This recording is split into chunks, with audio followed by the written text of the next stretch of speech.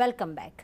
સુરભી ડેરીના નકલી પનીર બાદ હવે ઘી પણ નકલી નીકળ્યું. સુરભી ડેરીના જે પનીરના નમૂના લેવામાં આવ્યા હતા તે તો નકલી નીકળ્યા જ હતા, પરંતુ હવે ઘીના નમૂના અનસેફ અને સબ સ્ટાન્ડર્ડ નીકળ્યા. ઘીમાં ટ્રાન્સફેટ અને એસિડ મળી આવ્યું છે. રિપોર્ટ આવતા સુરભી ડેરીના માલિકની ધરપકડ કરી લેવામાં આવી. તો સુરભી ડેરીના જે પનીરના નમૂના લીધા હતા તે તો નકલી નીકળ્યા જ હતા, પરંતુ જે ઘીના નમૂના પણ લેવામાં આવ્યા હતા તે પણ સબસ્ટાન્ડર્ડ અને અનસેફ નીકળ્યા છે. એટલે કે આ ડેરીમાંથી પનીર છે, ઘી છે તે પણ નકલી મળી આવ્યું છે. મનીષ, શું વિગતો સામે આવી છે અત્યાર સુધી?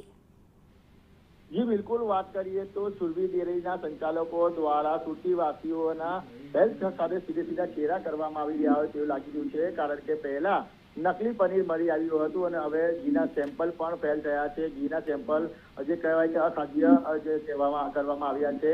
જે રીતના ઘીની અંદર ભેળસેળ કરવામાં આવી રહી હતી, સુરભી ડેરીની અંદરથી સેમ્પલિંગ કરવામાં આવી રહ્યા હતા, ત્યારે આ જે નમૂના લેવામાં આવ્યા છે અને સબ સ્ટાન્ડર્ડ છે તે સાબિત થયા છે. એટલે કહેવાય કે સુરભી ડેરી દ્વારા લોકોના આરોગ્ય સાથે સીધા ચેરા કરવામાં આવી રહ્યા છે. મહાનગરપાલિકા તરફથી તમામ જે વસ્તુઓ છે તેની ચકાસણી કરવામાં આવી હતી અને આ ઘીના સેમ્પલ લેવામાં આવ્યા હતા. ખાસ કરીને વાત કરીએ તો તેમની સુરભી ડેરીની અરાજન બ્રાન્ચ અને પુણાની ગામમાં જે આવેલી છે બ્રાન્ચ, આ બંને બ્રાન્ચ છે ત્યાંથી સેમ્પલ લેવામાં આવ્યા હતા.